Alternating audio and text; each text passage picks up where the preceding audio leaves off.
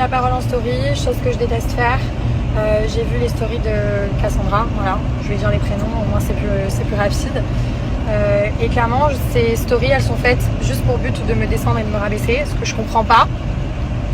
Parce que moi, j'ai jamais pris la parole encore par rapport à tout ça et je voulais pas le faire. Et à la base, je l'aurais jamais fait parce qu'aujourd'hui, elle est heureuse avec Simon, que ça c'est leur vie, ça les regarde. Je suis pas ce style de personne à me mêler d'une relation. Mais par contre, je dois rétablir la vérité. Donc déjà, on va revenir point par point en ce qui concerne le fait que quand Cassandra est arrivée, j'ai eu une discussion avec elle qui n'a pas été montée, comme elle a dit. Alors, personne m'a monté la tête, d'accord ? Je pense que je suis une grande fille et que j'ai pas besoin de Clarisse ou une autre personne pour me monter la tête contre elle. Ce qui s'est simplement passé, c'est qu'elle s'est vachement rapprochée de moi sur les réseaux avant qu'on rentre sur l'émission des apprentis champions. On s'entendait très bien, elle avait commencé du jour au lendemain à commenter toutes mes photos, à m'envoyer des messages, ce que j'avais trouvé très gentil de sa part. Sauf qu'après mûre réflexion, je me suis rendu compte qu'elle avait fait ça uniquement pour pas que je me rapproche de ses ex. Parce que dans les messages, plein de fois, elle me disait « Oh là-bas, il y a tous mes ex, tu verras, etc. » Et en entendant le discours de certaines personnes qui avaient subi ça, j'ai commencé à me méfier. Donc quand elle est arrivée, j'ai eu une conversation avec elle. J'ai pas du tout été irrespectueuse, on s'est pas manqué de respect, on s'est pas mal parlé. On a juste eu une conversation de femme à femme pour se dire les choses. Et les jours qui ont suivi, j'ai simplement vu une fille très méchante avec Louana. Voilà. Dans son attitude, voilà, dans sa manière de regarder, elle était très rabaissante envers elle. Il y a plein de scènes qui n'ont pas été montées et déjà à partir de ce moment-là, je me suis dit elle, ça sera pas mon amie. Moi, j'aime les filles qui se soutiennent entre elles. Vous savez comment je suis et qui se manquent pas de respect. Elle était vraiment jalouse des autres filles de la maison et ça, c'est quelque chose que je déteste. Donc, je me suis dit elle, ça sera pas mon amie, mais ça m'a pas empêché. Je veux dire de lui manquer de respect, on s'est jamais mal parlé elle et moi, hein. Juste on se parlait pas et on se devait rien. Donc pour le premier point, ça c'est dit. Ensuite, en ce qui concerne sa réaction, du coup par rapport à Simon et moi, elle dit oui, j'avais pas envie de leur donner ce plaisir, de péter un câble. Alors comme elle l'a si bien dit, ça s'est passé en off, c'était un samedi soir, donc le matin quand elle nous a vus avec Simon, c'était un dimanche matin. Et elle a littéralement pété un câble. Elle a pris toutes les affaires de Simon, elle les a descendues en bas devant tout le monde. Elle a écrasé même sa cartouche de cigarette par terre.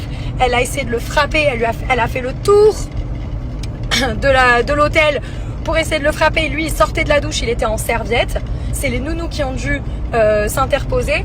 Donc déjà, ça me fait bien rire quand elle fait la fille qui a eu une réaction mature. Ça, pour moi, c'est pas une réaction mature, mais une réaction hystérique. Et ce qui s'est passé, c'est que le lundi matin, quand on a rejoué la scène, là, ce n'était plus la même personne. Là, c'était une fille calme, posée, qui ne pète pas, etc. Alors qu'elle avait un mec à l'extérieur. Et elle a pété un plomb. Voilà. Donc, avec Simon, on a dû sortir de l'hôtel. Ça, elle a raison, pour pas se retrouver avec elle. Mais elle aussi, elle s'est fait emmener à un moment donné en dehors de l'hôtel parce qu'elle a pété un câble et que son comportement n'était plus possible. Donc voilà, c'est bien beau de se donner une image de fille mature et posée alors que c'est pas le cas. Mais encore ça, ça la concerne. Et pour terminer, par rapport à ma relation avec Simon, là c'est ahurissant ce que j'ai entendu. Donc oui, c'était pas sincère, il s'aimait pas, c'était pas un coup de cœur, etc. C'était pas un coup de foudre. Alors ça a été un réel coup de cœur. Sauf que moi, ça c'est un problème que j'ai avec les mecs en général. Quand j'ai un coup de cœur pour un mec et que je sais que je peux m'attacher, je fais de la merde. Et je gâche toute seule ma relation. Donc ce qui s'est passé, c'est que quand je suis partie de l'aventure pour rentrer à Marseille, j'ai trompé Simon en embrassant quelqu'un. Voilà, donc en embrassant Greg, je le dis, voilà, au moins c'est dit. Et du coup, c'est moi qui ai saboté ma relation toute seule.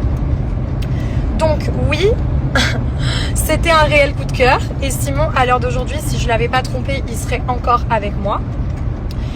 Ça me fait bien rire quand je vois certaines choses qu'elle peut dire. Elle devrait me remercier en fait déjà d'avoir trompé Simon. Sinon elle l'aurait jamais récupéré. Donc bref, ça c'est un point. Et la deuxième chose, donc suite à ça, Simon m'a pardonné.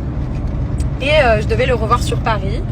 Sauf qu'entre temps, il a décidé de se remettre avec Cassandra. Choix que j'ai respecté. Et aujourd'hui, je leur souhaite le bonheur.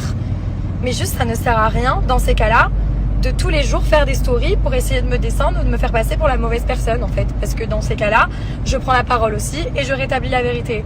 Donc oui, par rapport à Simon, j'ai vraiment été en tort et je m'en suis voulu d'ailleurs pendant plusieurs mois parce que je pense que personne ne mérite ça.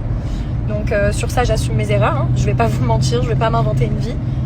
Par contre, par rapport à elle, voilà, ça me fait bien rire. Je dois reprendre la parole en story.